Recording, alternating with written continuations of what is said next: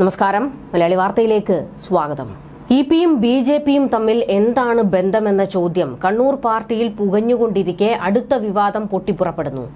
കണ്ണൂരിൽ നടന്ന കഴിഞ്ഞ പാർട്ടി കോൺഗ്രസിന്റെ വേദി അലങ്കരിച്ചത് സംസ്ഥാനത്തെ ഒരു ഉന്നത ബിജെപി നേതാവിന്റെ ഉടമസ്ഥതയിലുള്ള ഇവന്റ് മാനേജ്മെന്റ് കമ്പനിയായിരുന്നു. ഇതേക്കുറിച്ച് അന്നേ പാർട്ടിക്കുള്ളിൽ വിവാദം ഉയർന്നുവെങ്കിലും ഏറ്റവും കുറഞ്ഞ റേറ്റിൽ ഈ കാര്യം ചെയ്തു തരാമെന്ന് പറഞ്ഞത് ബിജെപി നേതാവിന്റെ കമ്പനിയാണെന്നായിരുന്നു വിശദീകരണം. പി ജയരാജൻ മാത്രമല്ല, മറ്റു പല നേതാക്കളും ഈ ഉന്നത ബിജെപി നേതാവുമായി അടുത്ത ബന്ധം പുലർത്തിയിരുന്നു.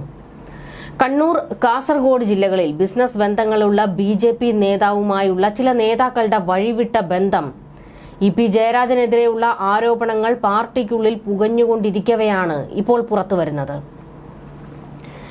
സിപിഎമ്മിന്റെ വേദി അലങ്കരിച്ചത് ബിജെപി സംഘമാണെന്ന വിവാദം കുത്തിപ്പൊക്കിയിരിക്കുകയാണ് ഇപ്പോൾ. പല സോഷ്യൽ മീഡിയ ഗ്രൂപ്പുകളിലേക്കും ഇത് ഷെയർ ചെയ്യപ്പെടുന്നുണ്ട്.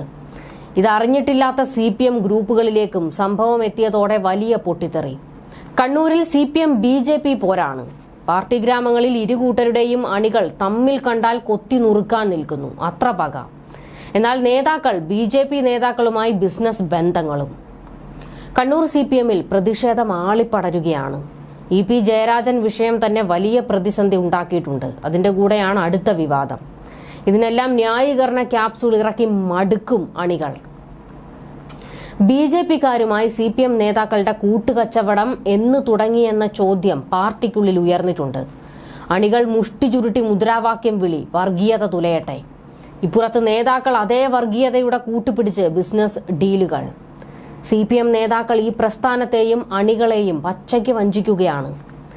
സിപിഎം വേദി അലങ്കരിക്കാൻ വേറെ ആരെയും കിട്ടാഞ്ഞിട്ടാണോ ബിജെപി കൂട്ടുപിടിച്ചതെന്ന രോഷമണ പൊട്ടുന്നു. പൊതുമധ്യത്തിൽ ബിജെപിയെ എതിർക്കുകയും ഇരുട്ടിൽ ഇവരുമായി കൈകൊടുക്കുകയും ചെയ്യുന്ന നെറികേട്. ആ നെറികേടിനെ അംഗീകരിക്കാൻ നട്ടലുള്ള കമ്മ്യൂണിസ്റ്റുകൾക്ക് കഴിയില്ല. കേരളത്തിന്റെ ചുമതലയുള്ള ബിജെപി പ്രഭാരി പ്രകാശ് ജാവദേക്കറുമായി കൂടിക്കാഴ്ച നടത്തിയെന്ന ആരോപണം പാർട്ടിക്കുള്ളിൽ കത്തിപ്പടരവേ കണ്ണൂരിൽ കേന്ദ്ര കമ്മിറ്റി അംഗമായ പി ജയരാജൻ ഒറ്റപ്പെടുകയാണ്. ജയരാജനെതിരെ പാർട്ടി അച്ചടക്ക നടപടി വരുമെന്നാണ് അദ്ദേഹത്തിനെ നഖശിഖാന്തം എതിർക്കുന്ന MV ഗോവിന്ദനെ അനുകൂലിക്കുന്നവർ പറയുന്നു. തിങ്കളാഴ്ച തിരുവനന്തപുരത്ത് ചേരുന്ന തെരഞ്ഞെടുപ്പ് അവലോകന യോഗത്തിൽ പി ജയരാജൻ LDF കൺവീനർ സ്ഥാനത്ത് നിന്ന് ഒഴിയാൻ സന്നദ്ധത പ്രകടിപ്പിക്കുമെന്നാണ് പുറത്തുവരുന്ന വിവരങ്ങൾ. ലോക്സഭാ തെരഞ്ഞെടുപ്പ് കഴിഞ്ഞ പശ്ചാത്തലത്തിൽ CPM സംസ്ഥാന നേതൃത്വം ഇത് സ്വീകരിക്കാനാണ് സാധ്യത. പിയുടെ ബിജെപി ബന്ധത്തെക്കുറിച്ചുള്ള വിവാദങ്ങൾ തെരഞ്ഞെടുപ്പിൽ LDFനെ പ്രതികൂലമായി ബാധിച്ചുവെന്ന ആശങ്ക ശക്തമായി നിലനിൽക്കുന്നുണ്ട്.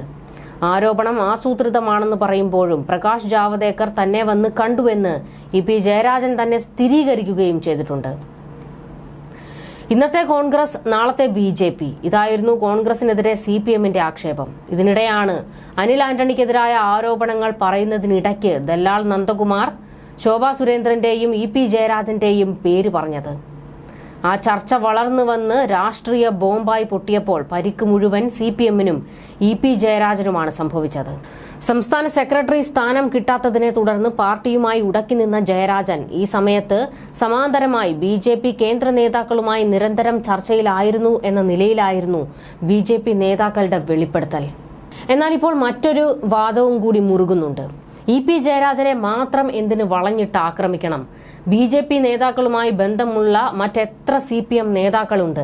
അവരെക്കുറിച്ചൊന്നും ആരും ചർച്ച ചെയ്യാത്തത് എന്താണ് എന്ന ചർച്ചകളും വരുന്നുണ്ട്. അങ്ങനെയാണെങ്കിൽ ആദ്യം പാർട്ടിയിൽ നിന്ന് പുറത്താക്കേണ്ടത് പിണറായി വിജയനെ തന്നെയാണ്. കാരണം സാക്ഷാൽ മോദിയുമായും കൈകൊടുത്ത് നിൽക്കുന്ന പിണറായിയെ എന്തുകൊണ്ട് ഇവരാരും എതിർക്കുന്നില്ല? പിയെ മാത്രം ബലിയാടാക്കുന്നു എന്ന ചർച്ചകളും വരുന്നുണ്ട്. അതായത് പിണറായിയുടെ ബിജെപി ഡീലിംഗ്സിന് ചുക്കാൻ പിടിക്കുന്ന ഒരാൾ മാത്രമാണ് പി ജയരാജൻ എന്നാണ് ആരോപണം ഒരു വഴിക്ക് വരുന്നത്.